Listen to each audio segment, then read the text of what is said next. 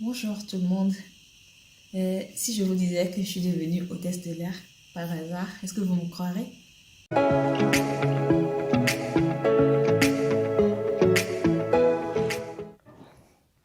Bonjour tout le monde, bienvenue sur ma chaîne. Alors aujourd'hui je vais vous parler, je vais vous raconter comment est-ce que je suis devenue hôtesse de l'air. Roulement de tambour. Ben, je suis devenue hôtesse de l'air par un pur hasard. On va commencer par où?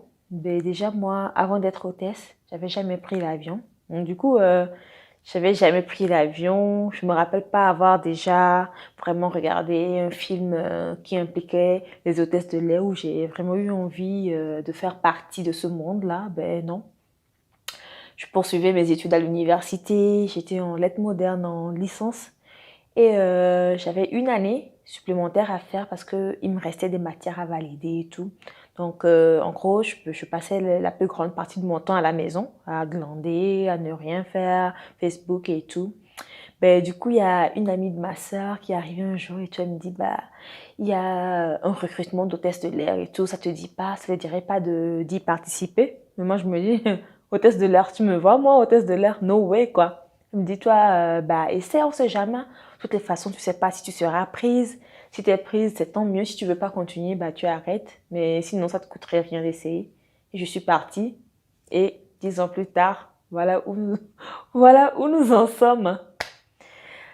Alors, je suis partie, on a fait le recrutement normal, mais vraiment sans plus, hein, parce que moi, pour vous dire, quand j'étais partie au recrutement, surtout à la phase piscine, c'était la première partie du recrutement, il y avait de très belles filles, je vous dis pas, et moi, je me disais, ah, c'est mort, il y a des plus jolies filles que moi ici et tout, donc forcément elles vont être retenues et moi je vais juste rentrer, moi je suis venue juste pour figurer ici et tout.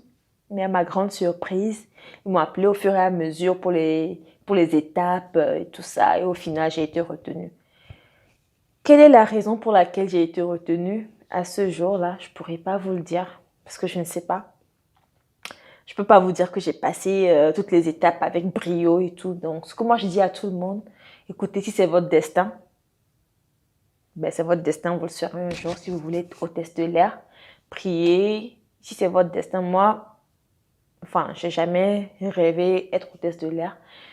Moi, je me voyais plutôt devenir interprète. Je me voyais dans l'interprétariat parce que j'aimais beaucoup les langues. J'aimais beaucoup les langues et tout. Mais 10 ans plus tard, bah, je suis toujours hôtesse de l'air. Et puis voilà. Donc, si c'est votre destin, parce que c'était mon destin, je me dis, si c'est votre destin, bah, ne partez pas espoir. Un jour, ça sera votre tour et vous serez aussi pris. Enfin, si vous êtes hôtesse ou steward. Et voilà. Bon, on ne va quand même pas se mentir. Vous n'allez pas vous lever, partir de rien comme ça et devenir hôtesse de l'air. Il faut quand même être prêt pour pouvoir saisir l'occasion qu'elle va se présenter. Du coup, il vous faut quelques prérequis. Déjà, il faut bien parler anglais, il faut être bilingue, savoir nager, voilà. Pour savoir, moi j'ai eu à travailler dans deux compagnies différentes, une grande compagnie et une petite compagnie. Dans la petite compagnie, il fallait un bac plus 2 pour pouvoir intégrer la compagnie en tant qu'hôtesse de l'air. Dans la plus grande, un bac était largement suffisant.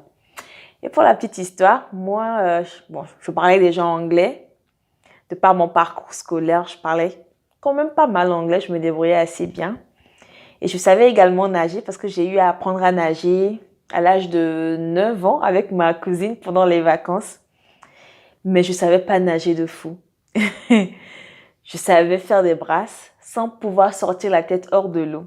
Et quand je suis partie pour déposer mon dossier, le monsieur qui a pris mon dossier, il a vite lu, il a vu que j'ai mis hobby, natation, lecture, sport. Il me dit, ah, vous aimez nager? Je dis, oh, j'adore. Parce que pour moi, c'était suffisant pour pouvoir être retenue, quoi. Qu'est-ce que j'en savais, moi? Rien du tout.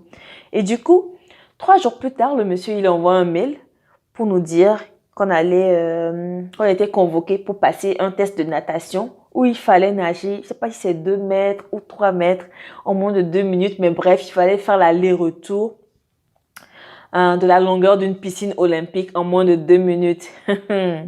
Comment j'allais faire? Je suis partie prendre un cours de natation illico presto en 2 jours, mais ça n'a pas été concluant. Je suis arrivée le jour J. J'ai commencé à nager. Mais c'était simple, je ne pouvais pas faire de la magie. Moi, je faisais 3 brasses, je coulais. Je faisais 3 brasses, je coulais. Le maître nageur revenait me faire sortir. Mais j'ai fait la longueur, j'ai fait l'aller-retour, mais de la même manière.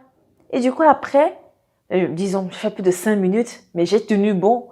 Après, j'ai appris plus tard qu'en fait, c'était vraiment ce mindset-là qui avait fait qu'on m'avait retenu. C'est-à-dire, j'étais persévérante.